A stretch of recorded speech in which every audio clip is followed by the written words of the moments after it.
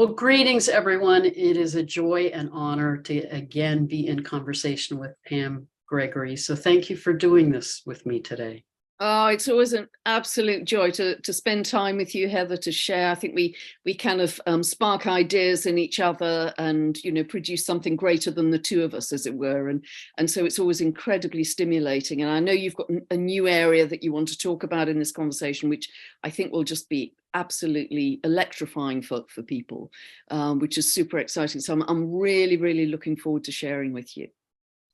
Well, before we dive in, let me just say that so many in my community, and I know in your community, are really supporting you in your healing process with your knee. So you're surrounded by a lot of love and healing energy.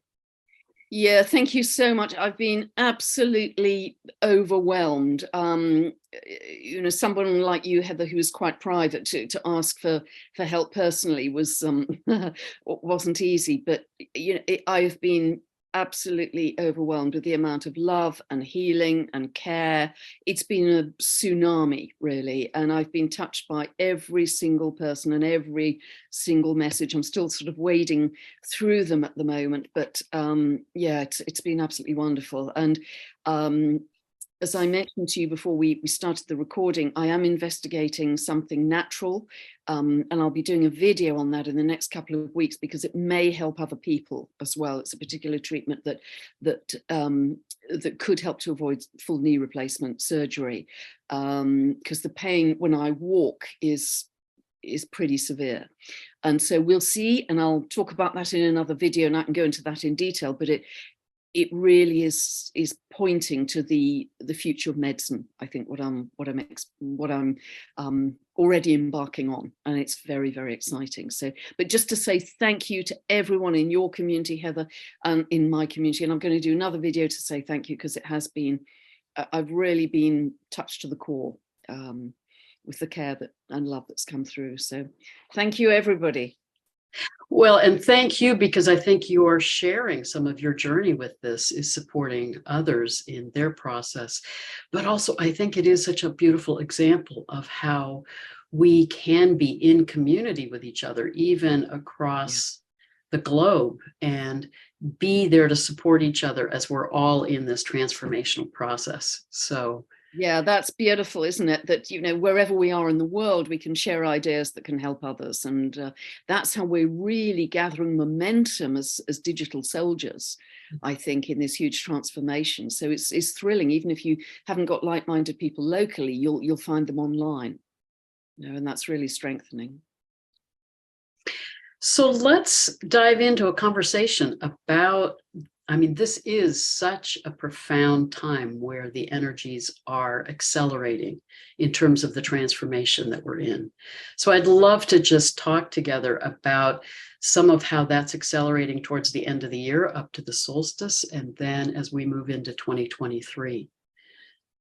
Yeah, it's very exciting.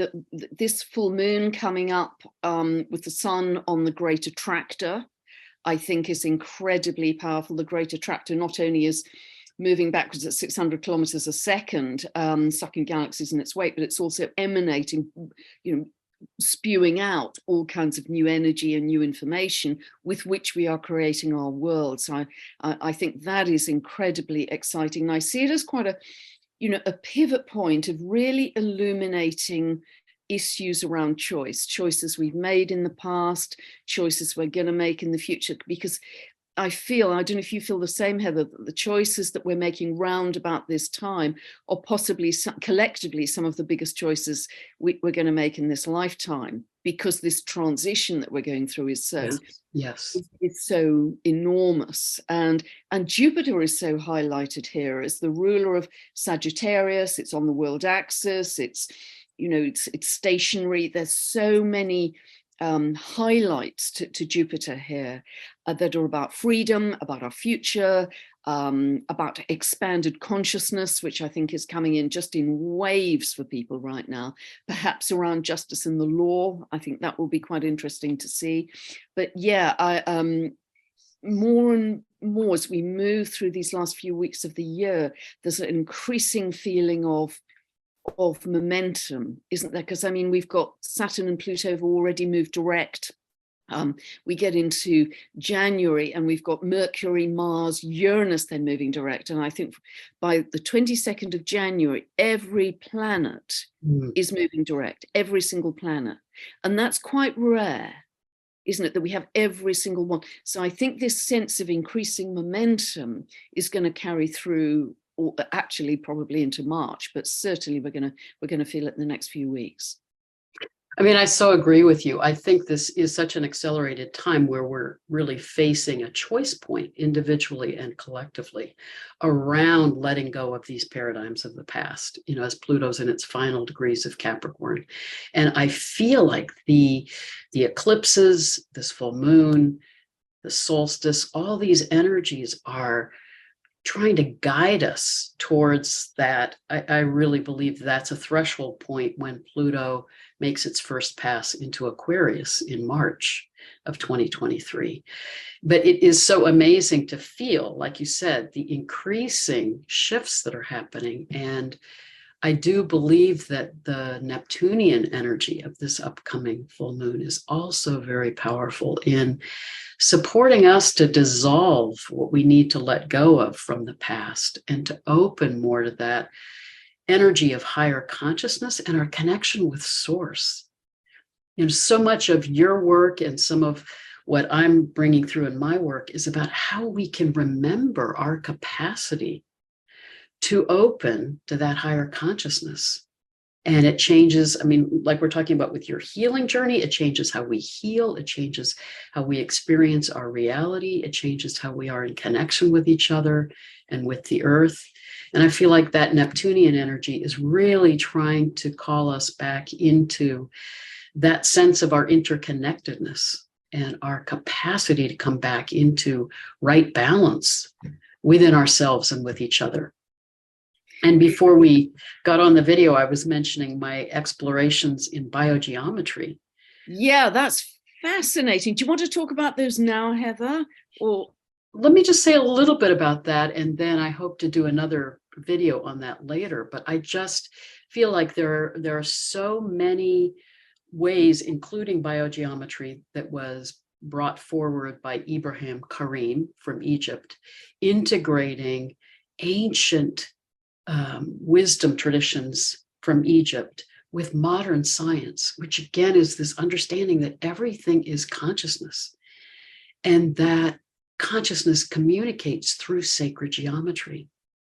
And it is about how we attune to those energies in the earth ley lines, those energies from the sky.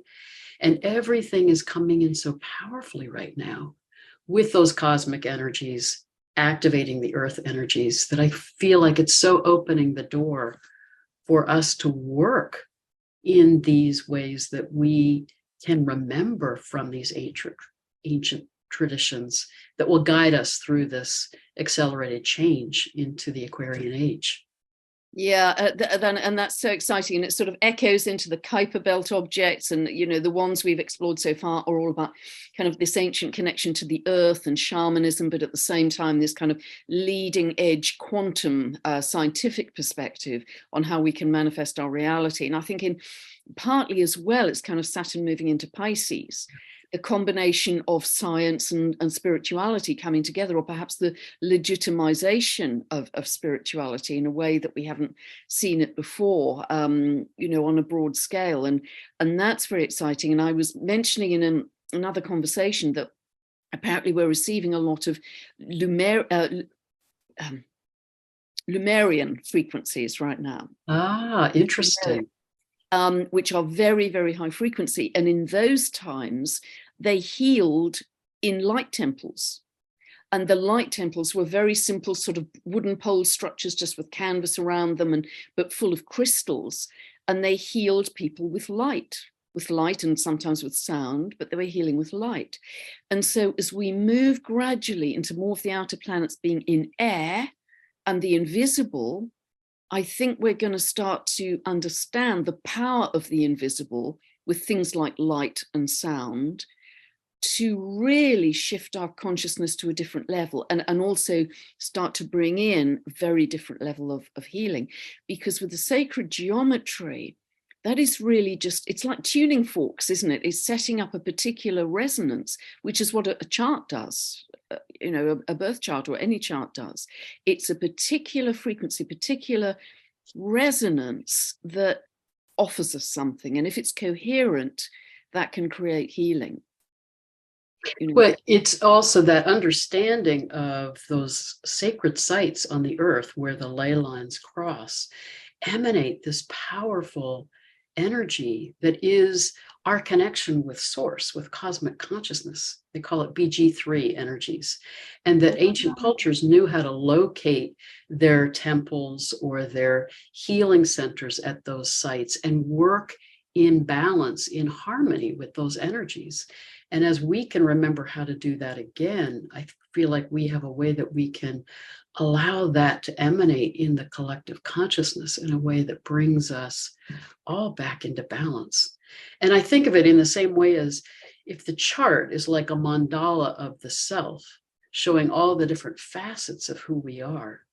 Ultimately, our path of evolution is to come to the center, to connect with that alignment with source, where we can see our chart and those energies that we carry as our unique creative expression of cosmic consciousness. But ultimately, we come back into that connection with source. Yeah, that is, that is so, so beautiful. And what you were saying about sacred sites, as you and I know, because of Rory Duff's work, Heather, the sacred sites are becoming much more activated energetically now. And again, in terms of the location of the temples for ancient peoples, they used to build the light temples on energy vortices. They were able to determine where the energy vortices were, which were often on mountaintops, and they would use the light temples to magnify those energy vortices. There's so much for us to learn and understand here that is ancient knowledge. It's just a remembering, isn't it? And increasingly I'm thinking of the planets not just kind of spinning rocks, but are they all a very particular frequency of consciousness? Yes, in the class that I'm working with this year, that's exactly what we're working with, how to work with them at an energetic and a shamanic level, that we're connecting, coming into relationship with the energies and the consciousness of these planets. Because I feel like everything is a manifestation of that cosmic consciousness. And we humans have disconnected from that and forgotten our place in that consciousness of the cosmos. But we're, as we're talking about, we're finding that awakening happening in an accelerated way on the planet. And I truly believe as we move towards March and Pluto makes its first pass into Aquarius, that is just going to really be accelerating, and that will be more and more opening to these new paradigms that can allow us to heal and transform and come back into balance beyond our wildest imagining. Yeah, I really, really agree with you. And it's going to create such a shift in the political and social structures as well. Because, if you look at historically, when Pluto has moved into Aquarius previously, and doesn't do that often, 246 to 248-year cycle, it has always been that's been a power shift towards the people. Always, whether whether there was a challenge to the top-down structure, which at the time was the Catholic Church or the monarchy, or in these days perhaps it's government and corporations, etc. Nevertheless, there is an inevitable shift of power to grassroots up, no longer top down. And I think that will gain increasing momentum through 2023 as we get a glimpse of Pluto moving into Aquarius sort of March to June. And we've really got to kind of jump on that wave, because that will bring in, I think, many, many new healing technologies. I mean, even the glyph of Aquarius is frequency and vibration. Yes, yes, yes. The living energies of the cosmos. Yes. Yeah. So we're really going to kind of get a better grip on the understanding of how energy and frequency is everything in our world that, again, we've been pretty cut off from, I think, in our so-called modern sophisticated civilization. I think we're really going to get the understanding of light and sound and geometry and frequency, and it's just going to transform our world in, I think, unimaginable ways. And I think they're going to be huge paradigm shattering realizations as well. You know, it's interesting that a previous time when Pluto was in Aquarius was in 1543, when Copernicus published his heliocentric theory. And that was paradigm shattering to tell the regular bloke on the street in 1543 that the sun went around the earth and not the other way around. You know? And still, you know, we look out the window and it does that every day. So, you know, but I think we're going to have more paradigm shattering revelations or understandings about our reality, about the cosmos, about the galaxies, about the earth we live on. And even as for us, Heather, as astrologers, I think we're going to have our worlds turned upside down. I really do, in terms of all the diligent study and work we've done over the years. I think we are just going to have to say, I'm not attached to it, and see what comes in that feels more right for the times and where we're going. Which is actually so exciting. And I do think also it's profound that Pluto, as it moves into Aquarius, will be squaring the lunar nodes. Yeah. I think that is really speaking to the profound way in which we're facing that destiny moment of, are we open to the transformation that we're being called into? And I also think it's, as the lunar nodes continue to be in Scorpio and Taurus until July 2023, with that Pluto square, it's also saying what's needing to come out of the darkness, what's needing to come out of the shadows in order for us to move in these new directions and be in this accelerated process of change. So in my own experience, my own personal experience, but also with so many people that I'm doing readings with, it feels like whatever we're needing to face, whatever we're needing to bring into the light of consciousness is coming up in an accelerated way in order to be able to move into these new forms and to be able to move into the higher consciousness in an integrated way. Yeah, it's beautiful. Of course, that's the South Node in Scorpio as well, isn't it? The release of toxicity, the old, the darkness, the secrets, the control. That's very Scorpionic. But it's so interesting that I think you said it beautifully, Heather, that this fundamental transformation, that we have to have the courage to take that leap. And what is fascinating, if you go back to the 14th of July 1789, when the peasants stormed the Bastille and took down the French monarchy, at that moment Pluto was also square the nodal axis. So that was a fundamental change in the social and political structure, because from that moment France stopped being a monarchy and became a republic. And so that was huge, really. And so it's going to be even huger, even bigger this time, because everything is global.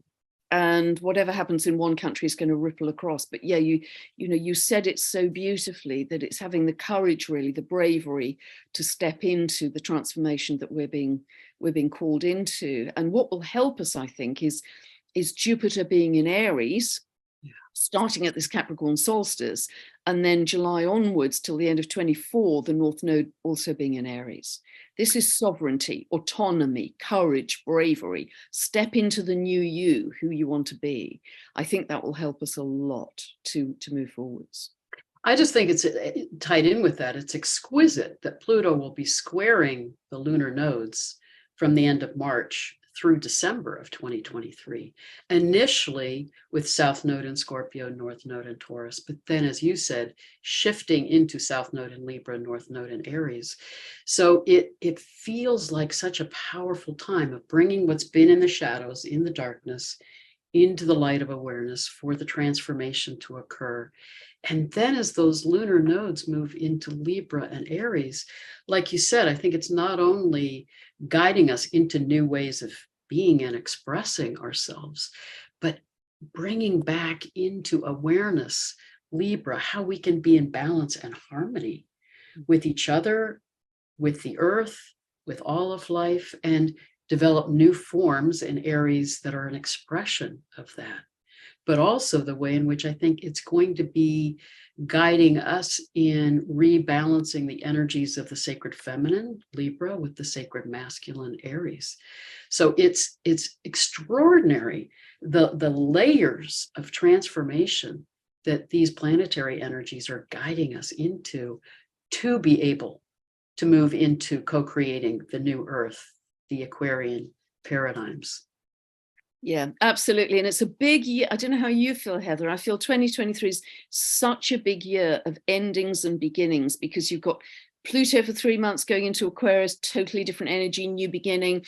And then it shifts back into the last couple of degrees of Capricorn, endings, you know, clearing up, shining a torch on any corruption or lack of integrity, accountability, transparency, digging up the dirt on anything that we need to see to release, because that's the old world and the old system. So we've got this hovering between the old and the new, endings and beginnings, but increasingly with Pluto having ingressed into Aquarius for 3 months, more momentum will be on the beginning side, more momentum will be on the new. And, you know, again, I don't know how you feel, but when people say, you know, what's going to happen next year, astrology, what do the stars say? I'll say, well, what would you like to happen? Well, that's beautifully said, because we're co-creating with those energies. Yeah. We're producers, participants. So what would you like to happen? You know, astrology is half the picture. We're weaving the magic, you know, we're playing the music. So it's so important, I think, that we step into that position of sovereignty and autonomy and a sense of our own power in a very peaceful, calm, spiritual way, to say, this is the energy I want to use to create a more loving, abundant, peaceful and compassionate world. And if a lot of us, if the majority of us feel like that, we can do that. Oh, absolutely. You know, as you and I've talked about before, that's Rupert Sheldrake's work of morphogenic fields, that if even a small minority open to that transition, it will change the collective.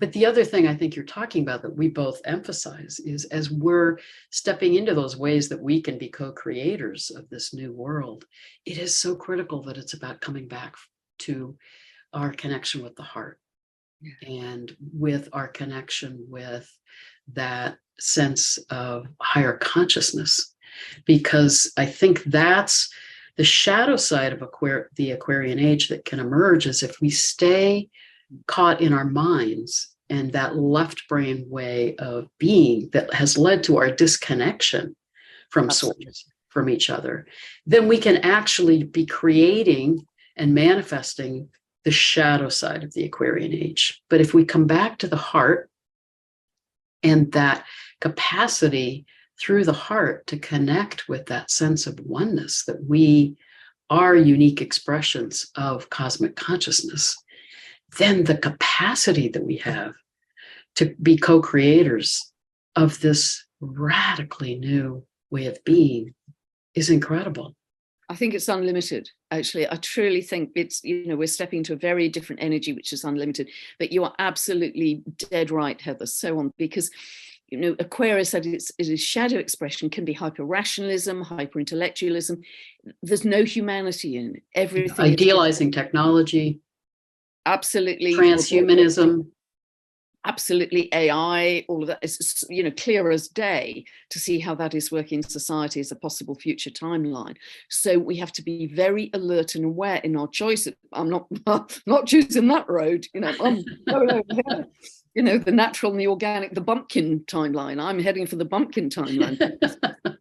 You know, that's natural and organic, but we have to be very aware. And, you know, even our tiny choices, I think through the day, is it feeding that particular timeline? And we've almost got to think chess moves ahead. Well, if I decide to do this, where does this lead? You know, I don't want to get into this in too much detail, but you know, it's so easy to slip into everything being digitized in our lives these days. So easy. And that's why I think there has to be a level of awareness to say, if I do that, that's going to lead to X, Y, Z.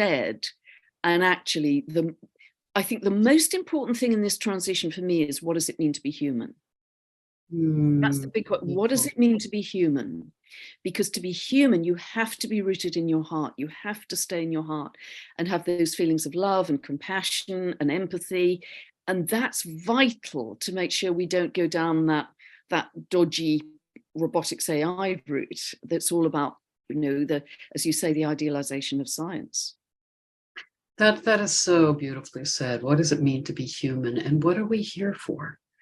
Because I think part of, as you and I talked about in an earlier conversation, I do feel like we're in this larger cycle of human evolution and shifts in our collective consciousness, and that we are coming out of that Kali Yuga, that phase of ignorance where we've forgotten the capacity that we have as humans to open to this higher consciousness.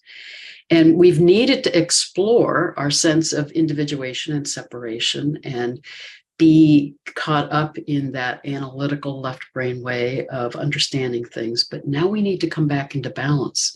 And I think that is, as you were saying earlier, where we're integrating the ancient wisdom with modern science, and we're rebalancing the left brain with the right brain, and the sacred feminine with the sacred masculine, to remember our capacity as humans to open to that higher consciousness. And then I think computer technology, the internet, they're like training wheels, helping us to remember our capacity to be interconnected, and the increasing telepathic abilities that we'll have, and levels of higher consciousness that allow us to communicate with each other, communicate with the cosmos in ways that we've forgotten, but we are capable of that. Yeah, beautiful, Heather, because we're developing a spiritual technology, an inner spiritual technology, so we don't need the gadgets. Yeah. Yeah, so well said. And that's where we're headed with these new, actually very old abilities, such as telepathy and healing, and all of that side of life it was coming online already. People are talking about it all over the place, and a much greater psychic sensitivity that people are experiencing. And so, isn't that wonderful to think we can abandon the gadgets in future and we can just be human to human? That'd be thrilling. And the other side of that, because I think that is already happening, I think we're already feeling that increasing, dissolving, again with Neptune's help, of our sense of separation from each other. We're more and more attuned to those energies in the collective consciousness, our interconnectedness with each other. But then it really requires us to be working that consciously. And that's where I think some of the ongoing energies with South Node in Scorpio, North Node in Taurus, and the active role of Chiron is, how are we letting ourselves heal so that we are working through the trauma, the wounds from the past that can color the ways that we project onto others or react to others in a way that keeps us in those destructive paradigms. So I feel like it's such an accelerated time to be working our own inner process to heal in order to open to these ways that we will be moving into higher consciousness. We can't do the spiritual bypass and go into those spiritual technologies and higher ways of consciousness if we don't integrate it and heal and be in alignment with it. Yeah, absolutely. And it's interesting, just 2 days after the Capricorn solstice, Chiron becomes stationary direct. And that's always a very powerful time, isn't it, when a planet stations, or an asteroid in this case. So there's something about the ability to heal, or maybe new technologies coming in to allow us to heal, that I think is very, very powerful all around that Capricorn solstice. I think it's just immense. That is going to be a really peak moment for us. And that's why it would be good for people wherever they are, if they can get together physically or even online in big group meditations, because the groups always magnify the energy. But that's going to act as a very powerful portal, I think, to another level. I can see a lot of people being awakened and upgraded around the time of that Capricorn solstice. Well, and as I know that you've been doing meditations on ley lines and sacred sites around the solstices and equinoxes, that and Rory Duff's work is so much about that. I think it's such a powerful time for us then to open to those energies that will be informing us about these new paradigms that we can move into. So I do believe that as we can allow ourselves to be in this change process and open more to those right brain ways of knowing, our intuition, our capacity to attune to the guidance that's coming to us, then we truly are co-creating the new paradigms rather than feeling like we have to devise them or invent them from within our own consciousness. Absolutely. And it's our interaction with the land, isn't it? It's really what you're saying, our interaction with the land, our interaction with the particular energy lines that we're living on or meditating on, and also the biogeometry work that you're doing now, Heather, finding the right spot for you to really amplify your own healing energy. I mean, not only the Lemurians, but I think the ancient Egyptians, a lot about this with the leading groups that they were absolutely world-class at this, weren't they? Do you want to talk about a little bit about that? Because I know you had a very powerful trip out there recently. Well, like you're saying, it's really extraordinary when you realize that these cultures and dating back 12,000 years, and I think this also ties in with Atlantis and how there was that very advanced understanding of these spiritual technologies in Atlantis. But in ancient Egypt, as you were saying, they knew how to work with the energies of sound and light for healing. They would have dream temples where you would be working with these power spots, with the earth energies that would guide you into that healing energy and higher consciousness to then be guided through your dreams to see what you needed to be on your own healing journey. But at the same time, they were doing brain surgery in ancient Egypt.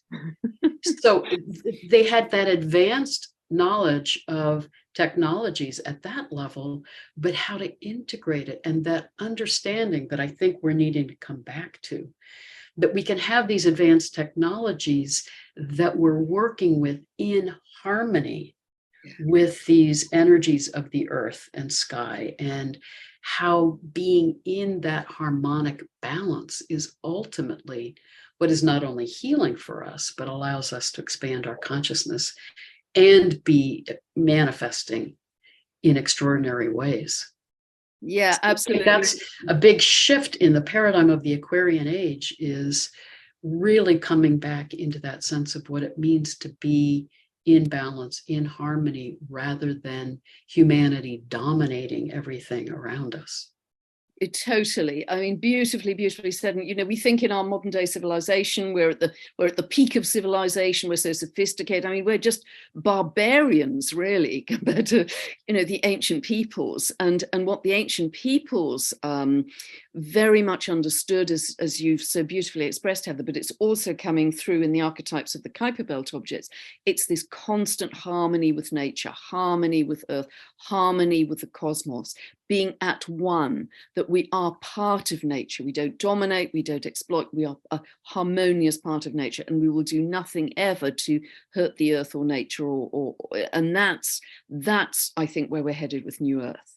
That sense of sensitivity, oneness, connection that we've lost in our modern era, that is a huge part of New Earth, and that's a huge paradigm shift, and therefore that will upturn the medical model, the political model, the financial model, the education, the legal, it will upturn all of those old systems, in my view, because what will be absolutely fundamental is that connection to the earth and the harmony, and that will define everything in society. Yes. That's your the core. That's your start point. Oh, beautifully said, beautifully said. And for the ancient Egyptians, that was their understanding of the principle of Ma'at, that everything is meant to be in right balance, right harmony with everything else, and that we were meant as humans to follow those principles of Ma'at, which were about being in balance and harmony. And that if you're out of balance, then it will lead to either illness or difficulties in relationship or difficulties in the community, and then you look at how to come back into right harmony. So I think what you're saying is just beautifully said. And it also highlights, as you were saying before, as Pluto's in the final degrees of Capricorn, I think we need to welcome the ways in which these old systems are deconstructing. It's creating a lot of chaos, a lot of turmoil and confusion in the transition time. But if we can see what we're moving towards, then it's incredibly exciting, as opposed to feeling like somehow we need to shore up these systems that are crumbling. No, we actually are moving into completely new paradigms, but we have to go through the death to get to the rebirth. Absolutely. And, don't give life support to what you don't want. That's a good way to put it.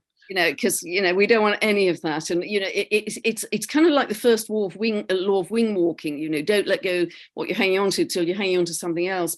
And that's why we have such a grasp towards the familiar and the tangible that we've known.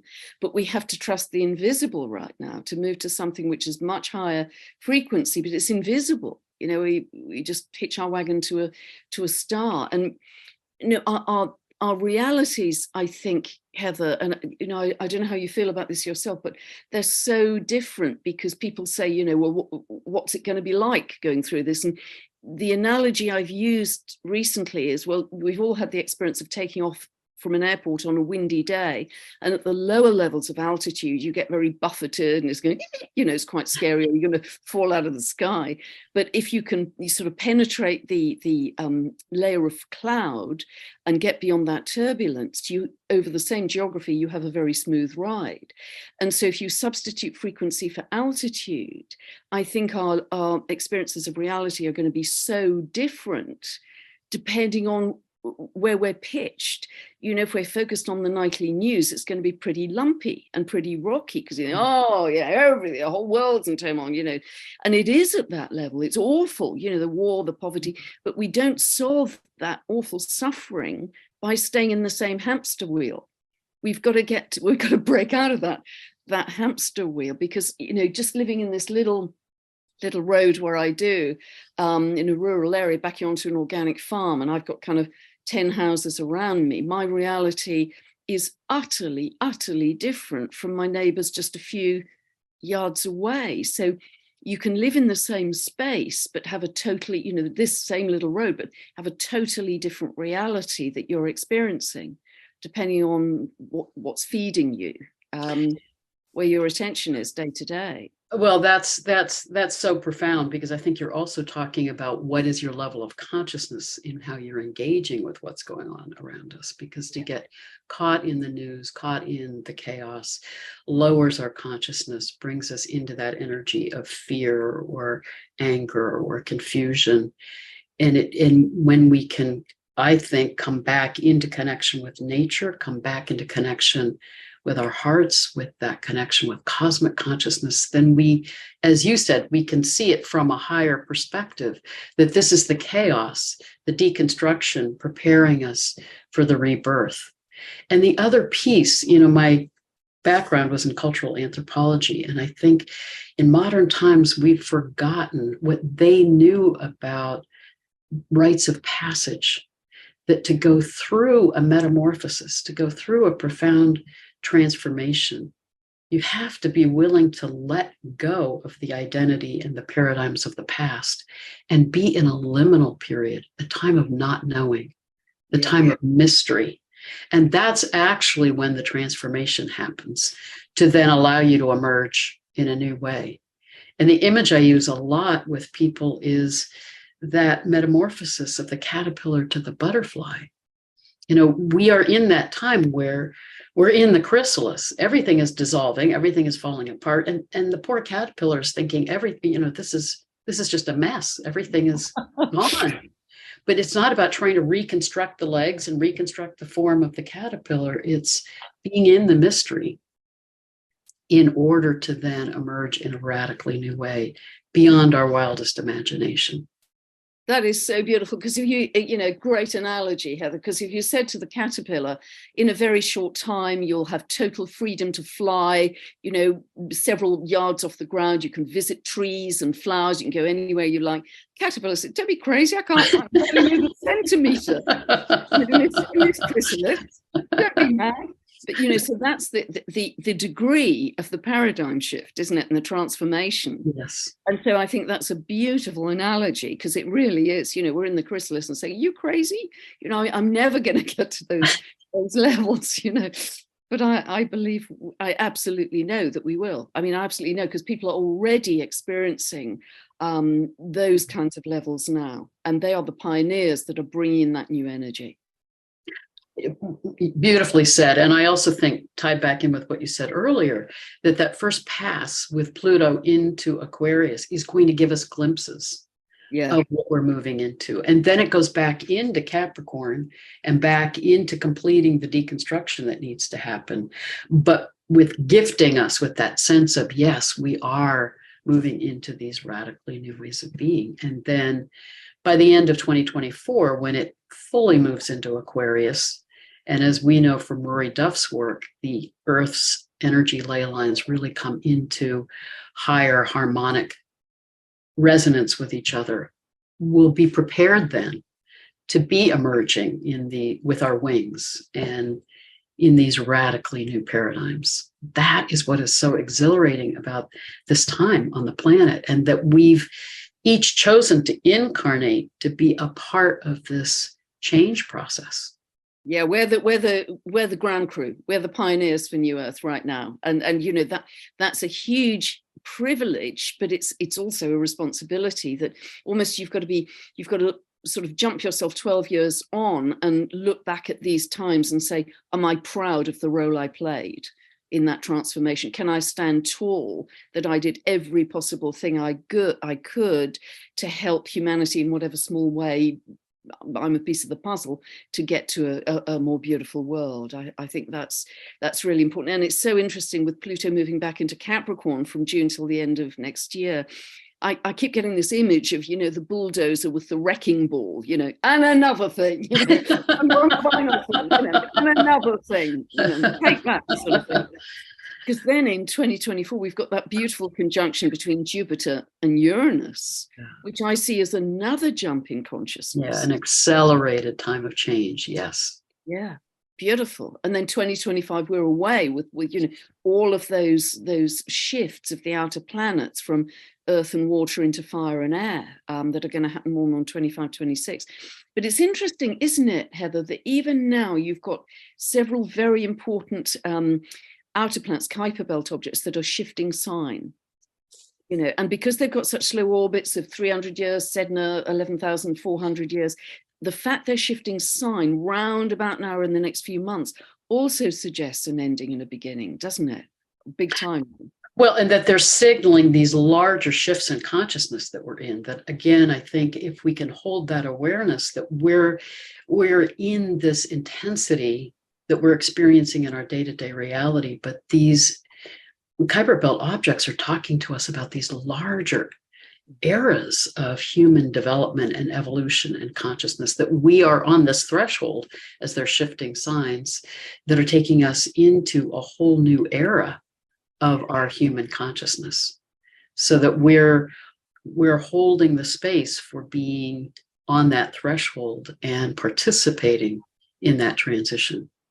Yeah, and I think it's immensely exciting that at the Capricorn solstice, we not only have Jupiter at 0 degrees of Aries, we've also got Manwe at 20, I think it's 2933 of Pisces. So it's really at the 0 degree point of Aries, and they're both on the world axis. And it's, you know, it's okay, Jupiter has a 12-year cycle, so it's fairly frequent, but it doesn't come to 0 of Aries on the Capricorn solstice. But the fact that Manwe is there with an almost 300-year cycle at the same point, I think is extremely significant to signal a big new beginning. And I see Manwe as one of the big symbols of new Earth in this. So that's a big promise round about that Capricorn solstice. So I think it's perhaps really helpful for people to set a very clear intention of the state of being, perhaps, not so much who they want to be, but perhaps the state of being they want to experience as we go into 2023, because that strikes a tuning fork, doesn't it, at the solstice and equinox for the next 3 months. So as we enter 2023, what do you want your state of being to be, and what contribution are you going to be making to building new Earth? And how can we continue to open to the consciousness of these planets that are trying to guide us? I mean, that's the other thing that I think we can become increasingly aware of, that we're not alone as humans trying to struggle with how to be in this transformational process. But as we're awakening and opening to our interconnectedness with all that is, these planets are trying to support us and help us. And the energies of the earth and the sky are with us in this. So then we can feel like we're being carried and held and supported through this transition, and not in our own separate consciousness trying to figure out how to navigate it. And that, to me, is so profound, to feel like we can really experientially come back into that connection and relationship with these energies around us. Yeah, that's really, really, really well said, because, you know, very evolved people, some of whom I know, can actually hear plants speaking to them, talking about their different medicinal benefits. They can hear trees speaking to them. You know, they can hear the planet speaking to them. So this, again, is getting back into this sense of harmony with all sentient beings, all living things. And that will include rocks and crystals, you know, not just plants and trees and birds and animals. So, and I think the animals really are a higher species, constantly trying to support us and love us and teach us as well. So we have this whole tapestry that we've been, as you say, so separate from, and felt we had to dominate and exploit for our own profit. And that is going to be a massive shift, particularly out of Pluto moving out of Capricorn, materialism, ownership, into something which is just much more flowing with all that is, all that exists. And it's almost like a pantheism, isn't it? That every living being has a spirit and has a divinity that we can communicate with and share. And that is just immensely exciting, I think. I mean, I sense this a little more because I'm very, big love for animals, and on, they're not walks now, they're kind of hops. That will change soon. With 2 sticks, just talking to the ponies and the donkeys around here, and I sort of chat to them as I go, and I've got a stronger sense of connection and empathy, and they probably think I'm quite mad, but for me there's an opening. I have a stronger sense of tuning into how they are feeling today than I had before. So I think that psychic sensitivity is happening to many, many people. Which is wonderful, isn't it? I mean, that's one of the most exciting journeys we can possibly go on, to becoming the new human. And I do believe that we had that capacity in the past. We've lost connection with it, but it's coming back, and it is exhilarating that it's coming back. And the term for it that I would use is panentheism, which is that understanding that everything is sacred, everything is conscious, and the consciousness is in all that is and beyond all that is. But that when it's like we've been deaf, and now we're hearing again and coming back into that psychic capacity to attune to the plants and the animals and the stars and the planets. We can be back in conversation again. And I think then we know that we can feel that we're supported and guided in this transition time. Yeah, it's beautiful. And do you think the Kuiper Belt objects have been discovered recently to remind us of those capacities? Yeah, absolutely. And I think to take our perspective into a more expansive understanding of the cosmos, rather than feeling like we're in our isolated solar system with the solar hero at the center, our sun. I love Rudger's book, The Sun is Also a Star, that we're part of this larger galactic awareness and consciousness. So I feel like as our consciousness is expanding, our understanding of the cosmos and of the universe and the galaxy is expanding.